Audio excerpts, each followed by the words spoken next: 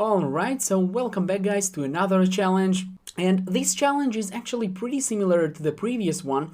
What we are going to do here is simply to write a recursive function that will receive a number, some num, just like we've done previously. But now, instead of finding out what will be the sum of all digits in a given number, what we are going to find out is what is the total number of digits in this given num. So, for example, if we have num as 67, as we said previously, so what the recursive function is going to do now is simply to return the total amount of digits. So if we know that 67 consists of 6 and 7, which is just 2 digits, so the result of this function, the return value, is going to be 2. And as the second example that we used previously, if we have num as 9531, so how you calculate the total amount of digits?